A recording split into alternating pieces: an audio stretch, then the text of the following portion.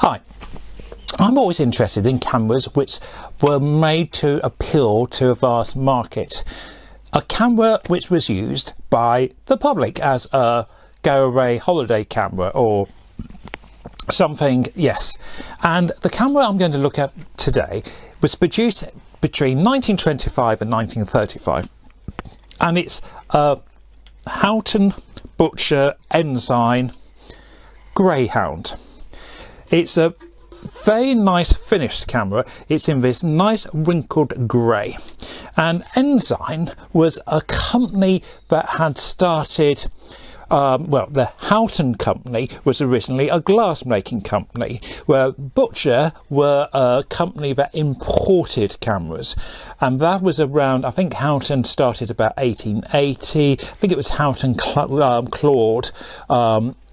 It had joined with a Frenchman and was making glass, and in the 1900s they started to make cameras, and Butchers were importing cameras, and eventually the two companies got together, and they were an important player in the camera market, in particular from the 1900s until the mid 50s.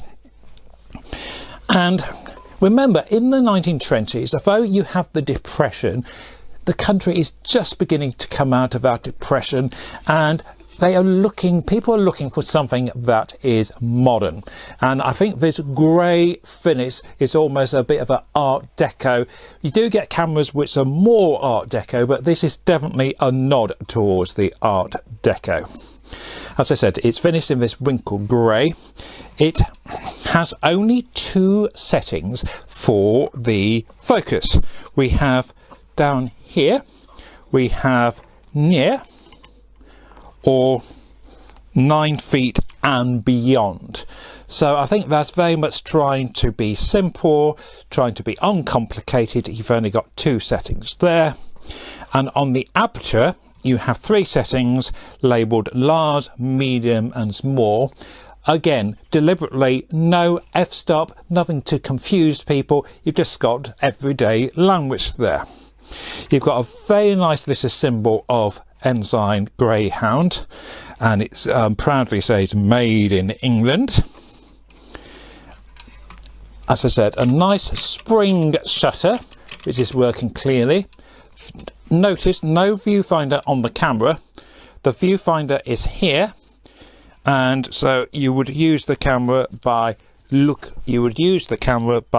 into this little viewfinder here, which can simply rotate, so you can use the camera both landscape and portrait quite easily. We open the camera by this latch here, and inside we have a lovely advert for E20 Ensign film, and you can see that it's 120. Again, a good thing about a lot of these cameras is that they took 120 and not 620, so you can still get film quite easily. The bellows appear quite sound on here. So to put the camera, it's a you see there's no hinge back. The manufacturing of this camera is very straightforward, which obviously kept the price down. It has a slightly Newtarian look to it, but I think it's very stylish.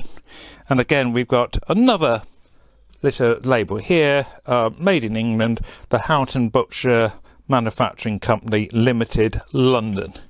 We do have a tripod bush there and another one there, so again we can keep the camera on a tripod, and we've also got this nice pull out, and it will also steady the camera. A red window to look at the number as you roll on, and that is basically it. I'm not expecting incredible photographs, but I will be interested to see what I can get out of this little Ensign. They're nice little collectible cameras. I expect to pay between £10 and £30. If you find one, not only can they often work, but they look nice.